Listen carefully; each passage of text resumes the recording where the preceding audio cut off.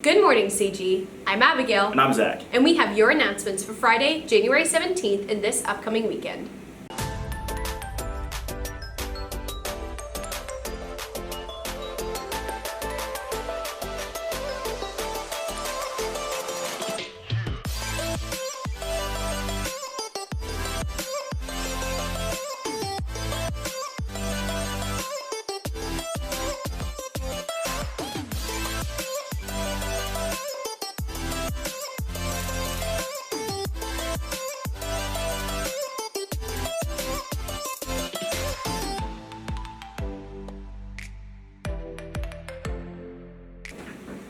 Last Thursday, the Winter Guard had their pre-competition showcase. This showcase highlighted many of the unique techniques that they've been honing all year.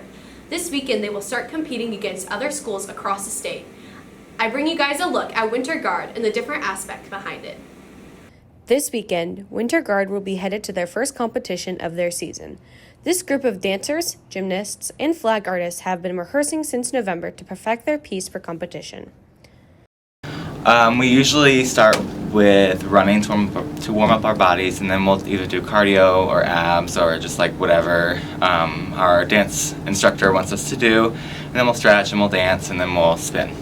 I started in middle school, and then I joined color guard in 8th grade, and then I did it in high school. I'm still in it. We work really hard, and we have a lot of practices, and it takes a lot of mental stability. This year's Winter Guard competition show features many tricks that are especially challenging for those who are new to guard and gymnastics. It's really like trial and error, so it's gonna take a while. We have really hard tricks in our show, so it's kind of just you do it the first time and you get it wrong, and then you just know what you have to do to fix your toss, and then after you do it a few times, you're gonna eventually get it down.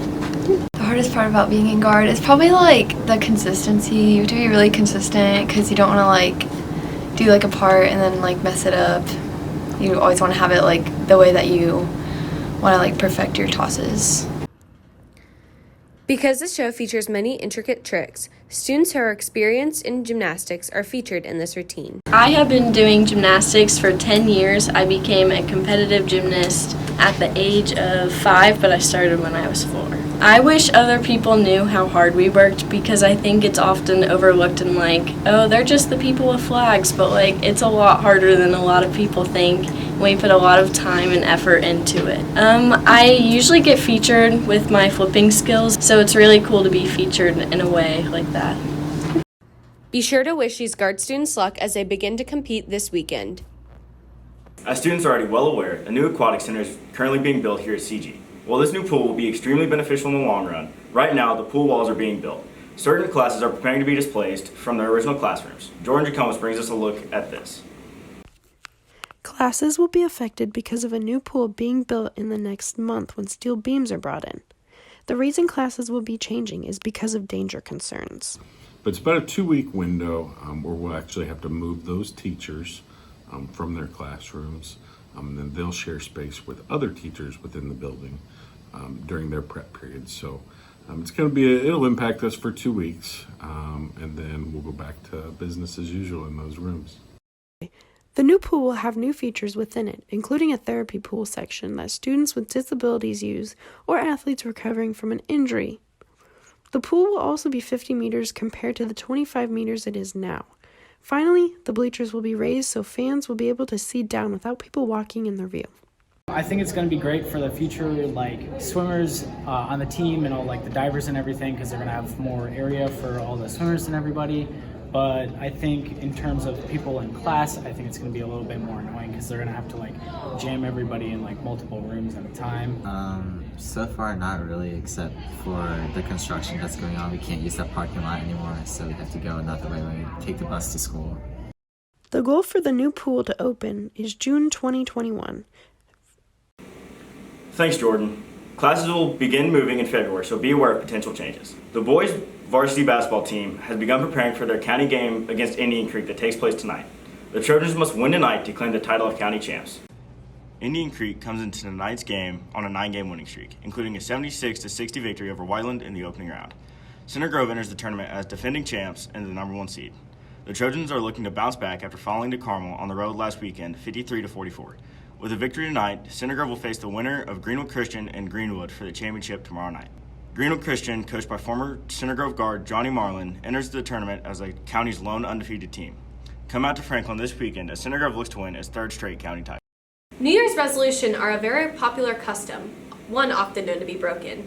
A common resolution found among people is to read more. Maddie Knox and Sydney Surd have a video that might help keep this resolution on track. With so many reading options to choose from, it doesn't sound hard to keep on track with New Year's resolutions to read more. However, according to some studies at the University of Scranton, only 8% of people achieve their New Year's resolutions. A great way to keep on track with this one is to use the library at the school, a great, sometimes underutilized resource. I have always loved books. The library is like my go-to place, so I love it. You can kind of lose yourself in a book sometimes, new adventures, new places. In the school library, there are over 1,500 books, with new ones constantly coming in. With so many books to choose from, it might be difficult to find one you enjoy. However, turning to the resident experts, the librarians, might result in some great recommendations. I just read one recently that I thought was really good. It's called Keeping Lucy, and it's about a child with Down syndrome that was born back in 1969, and it was really cool how things have changed towards students with learning challenges or disabilities, and it kind of opened my eyes how great that we have become since then. Over break, I just finished the newest series, or the newest book in the Twisted Tales series. So for all my Disney fans out there, it's actually the new Frozen Conceal Don't Feel book. The Twisted Tales series takes a lot of Disney movies and actually puts a what-if spin on it. So this one is about Elsa and Anna, and it's a Frozen book, Conceal Don't Feel, but it goes on the premise, what if Elsa and Anna didn't know each other? By choosing to read more, students benefit in ways other than the obvious. Even if you can just take 10 to 15 minutes a day, even just one chapter of a book, to read for a little bit, something that you enjoy, not something that's been assigned to you, I think you'll see how much it gives your mind a chance to kind of relax. Even if your New Year's resolution wasn't to read more, it's always a good idea. Students are always welcome to come down to the library using their media passes during STAR and Study Hall. Please come down and read a book. If you want to come down and study, please come down and study. Thanks, Maddie and Sydney. Remember to keep up with all the sports action on Twitter at CG_sports. And that's all we have for you today, CG. Bye.